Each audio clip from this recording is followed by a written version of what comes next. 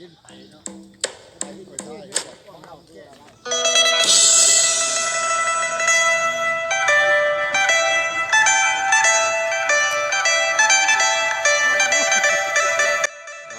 ยดีเนาะทีมงานรถถีบพาเที่ยวเนาะ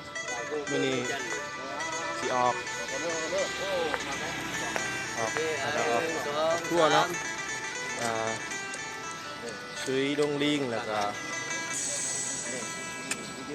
ไปใช้ก็ได้โอ้มื้อนี้สิไปสุย เขาไต ไปสุย สัมผัสขาโต เขาดงลิงเมืองจำพรเนี่ย เขาไตระยะทางไปก็60กิโลเมตร66เนาะ66ประมาณนั้นแหละ ขาโต อยู่กับทีมงานมิตรภาพเนาะกลุ่มมิตรภาพแล้วก็กลุ่มอื่นๆเนาะกลุ่มอื่นๆที่ตามมาสมทบเนาะมีหลายกลุ่มเนาะเพราะว่าอันน่ะส่งเสริมการท่องเที่ยวเนาะในแขวงสวรรณเขตเนาะเราสิเดินทางไป66กิโลเนาะพอจุดหมายแล้วจะได้กลับเนาะ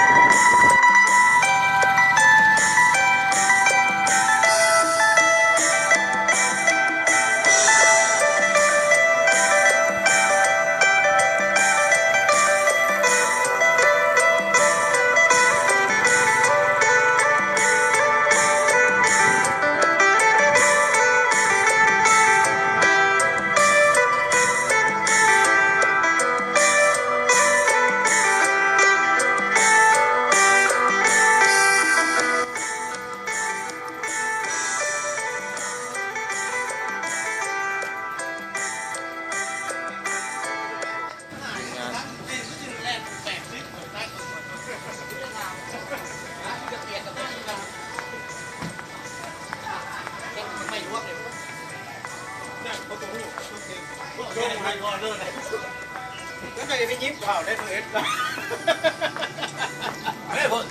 นี่ก็มี2เที่ยว แล้วปุ๊บติ๊กอะไรเร่ง ทอดราคาสิ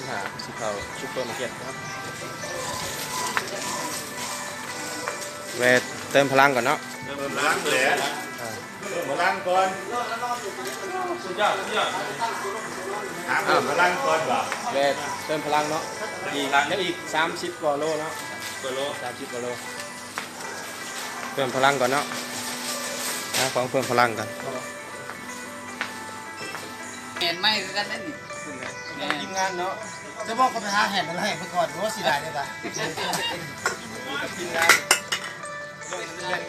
ขาไวเนาะ เอาไว้ ขาไวมีองค์ลีเนาะ นักปั่นอิสระ ขาไวในปันอิสระเนาะพอยกเข้ากลุ่มเอาอยู่กลุ่มมาพักผ่อนค่ะเนาะนี่มันขาซ่าเนาะนี่เนาะเปียกขุดเนาะ มีอาหารเด้อ เปลี่ยนป้า เดี๋ยวนางพักผ่อนเนาะ ผมมา จะซอยเนาะก่อนสิ อยู่ ไป ในบนนั้นมักกะลามักกะลาที่ทันชิแม่น เอาไว้ประมาณ20 แล้วก็ต้นไม้แล้วก็พืช ก็ทีกลุ่มหนึ่งกับสิกับเนาะสิกับออกมาส่งเนาะ ส่งขอทางมาส่ง ขอลาลมเพิ่นน่ะ จะเป็นทางมาส่งแห้งบ่ถึงกลับก่อนไอ้พวกเพิ่นแห้งหลายเพิ่นไป ไอ้พวกขาแข็งเนาะ ไอ้ฮอดซิโนก็สิเอารถใหญ่มาครับก็เท่านั้นแล้วเพราะว่าเขาอ้อมลูกเขามันยังบ่ทันได้ซักเลยนี่ก็เผาเมื่อซักเขาอ้อมลูกให้เมียเพิ่นเด้อไปนำบ่ได้แล้วกลับก่อน อันนี้เพิ่นขอลาลมเด้อนี่เพิ่นสิกลับทางนั้นเนาะไปสองกลุ่มเนาะเป็นสองกลุ่ม เมียฝากซื้อปิ้งไก่อยู่ เอา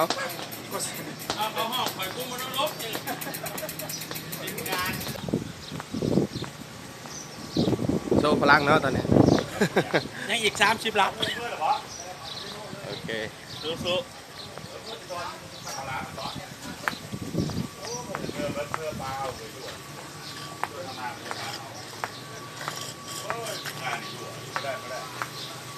นี่จะแม่นเนาะงานเนาะ ทำยูทูบได้ไหน ทีมงานเนาะ ยูทูบได้ทำยูทูบได้ไหนยังก็รถ รถทีพาเที่ยว รถอีกพัดเดียวเขาไปเลยเด้อยูทูบเขาไปเบิ่งอร่อย